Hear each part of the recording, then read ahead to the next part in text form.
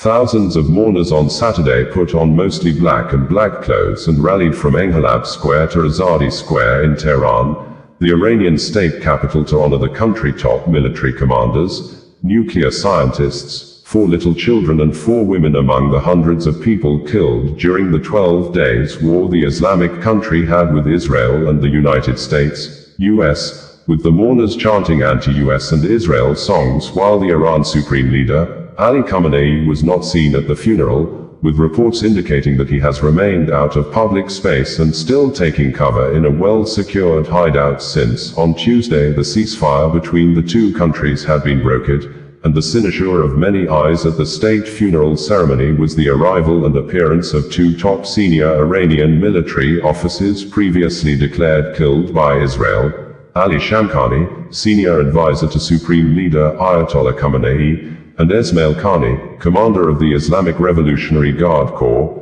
IRGC Quds Force, which Israel Defense Forces, IDF, had claimed to have assassinated with an airstrike on the 13th of June 2025 during the start of the Iran-Israel war. However, Iranian state media contradicted the IDF report on the 20th of June that the officials are still alive, and they were in stable condition after recovering from severe injuries from the strike. According to the Islamic Republic news agency, IRNA, banners reading, "Boom Boom Tel Aviv," are carried at the funeral procession for the Martyrs of Might in Tehran. Boom Boom Tel Aviv is a song by American artist Lucas Gage in support of Iran's armed forces. It trended on YouTube with 577 million views in less than 24 hours. While displaying a video, IRNA added that Zara Bazgar, the 3-year-old victim of Israeli aggression whose small coffin was carried in today's procession, singing epic song, "Oh, Iran." She and her mother, Mazia Askari, a pediatric specialist, were killed in an Israeli strike on Shahid Chamran complex on June 13, 2025. The coffins of the IRGC's Chief General, Hossein Salami, the head of the Guard's ballistic missile program, General Amir Ali Hajizadeh, and others were driven on trucks along the capital's Azadi Street as people in the crowds chanted, "Death to America," and "Death to Israel," according to local media. Salami and Hajizadeh were both killed on the first day of the war, which Israel said was meant to destroy Iran's nuclear program. It was observed that Saturday's ceremonies were the first public funerals for top commanders and more than 40 people killed during the 12 days war since the ceasefire began on Tuesday, and Iranian state television reported that they were for 60 people in total, including 4 women and 4 children. Reuters reported that at least 16 scientists and 10 senior commanders were among those mourned at the funeral, according to state media, including Armed Forces Chief Major General Mohammad Bahari, Revolutionary Guards Commander General Hossein Salami, and Guards Aerospace Force Chief General Amir Ali Hajizadeh. Meanwhile, at the funeral ceremony, the President of Iran, Israeli Prime Minister Benjamin Netanyahu has listed what the troops of Operation Rising Lions achieved in a 12-day war with the Islamic Republic of Iran, stating that Israel will now pursue the path of making peace with nations in the Middle East and compensate those that suffered damages, specifically stating that all the buildings destroyed by Iran ballistic missiles will be rebuilt anew by the Israeli government for the victims, adding that, without the immense achievements in Gaza, in Lebanon, in Syria, and against the said terrorism in Judea and Samaria, Israel would not have been able to reach Tehran, made the statement on Tuesday evening after Iran President Masoud Pezeshkian announced an end to the 12 days tense and frightening military campaigns that the United States, led by President Donald Trump, took side with Israel and officially and openly got itself involved in the war on Saturday 2025 when U.S. special military troops flew several B-2 bombers, fighter jets and attacked 3 Iranian cities of Fordo, Natanz and Isfahan with allegations that the Iranian nuclear facilities in the cities have been destroyed, allegations several media reports and authorities in Tehran have dismissed, but in retaliation to the U.S. invasion of the Iranian territory, the Islamic Revolutionary Guard Corps, IRGC launched 6 missiles into Qatar on Monday with the intention to destroy U.S. military base in the Qatari capital of Doha known as U.S. Al Udeid Air Base, but, according to Qatar state media, Doha News, all the missiles were intercepted. Doha News also reported that Qatar's Prime Minister and Minister of Foreign Affairs, Sheikh Mohammed bin Abdulrahman Al Thani, told a press conference in Doha on Tuesday that Iran's attack on the U.S. Al Udeid airbase the previous night will leave a scar on Doha and Tehran's relations. Sheikh Mohammed noted, however, that Qatar is not adopting escalatory policies. Qatar welcomed the ceasefire deal between Iran and Israel on Tuesday following a conflict that lasted for nearly 2 weeks.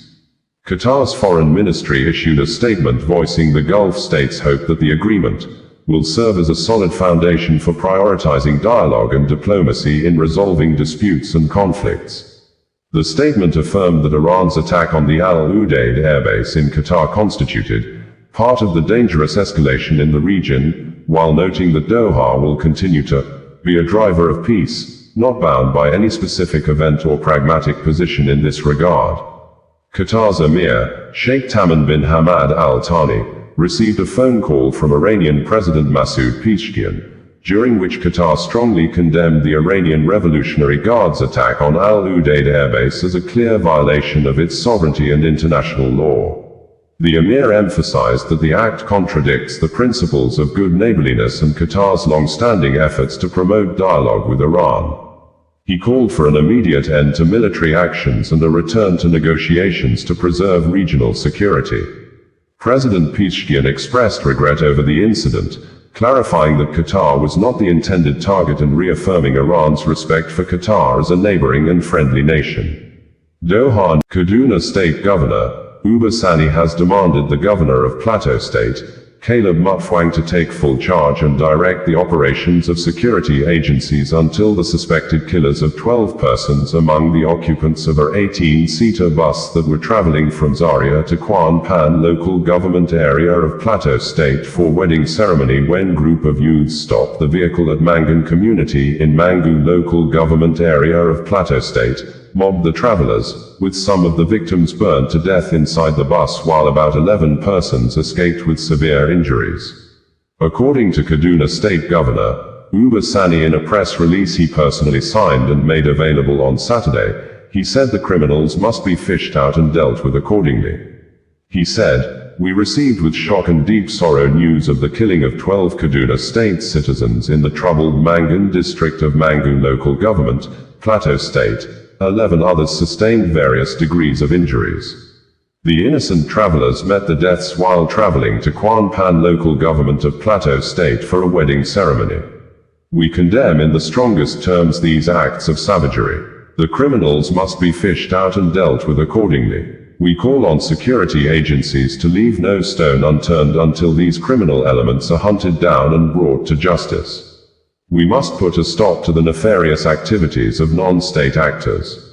There is no justification for anybody to attack any citizen of Nigeria in any part of the country.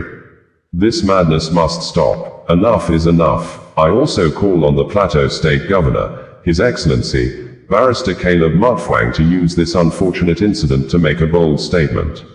He must take full charge of the situation and direct the operations of the security agencies until the murderers are brought to justice. I will personally follow up on the progress made in the investigations and field operations in search of the criminals. We must send a clear signal that impunity will no longer be tolerated. Let me use this opportunity to call on the citizens of Kaduna State to remain calm. All hands are on deck to ensure that our murdered citizens get justice. We have made remarkable progress in peace building and conflict transformation in Kaduna State.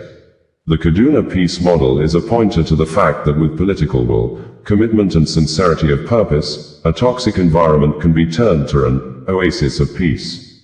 The situation in Plateau State is not irredeemable. The bloodshed must stop. Our deepest condolences to the families of our citizens who lost their precious lives in Mangu local government.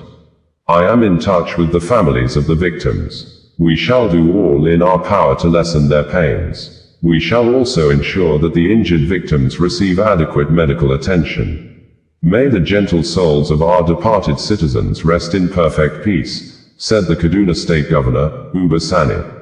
Plateau State Governor, Caleb Mutfwang, in a statement issued by Gyangbir, the Director of Press and Public Affairs to the Executive Governor of Plateau State on June 21, 2025, said the travelers missed their way and unfortunately found themselves at the Mangan community, where the people in the community have suffered sustained terrorist attacks. Verbatim, the statement reads, Azadi Square, bringing you the news in a more digital way.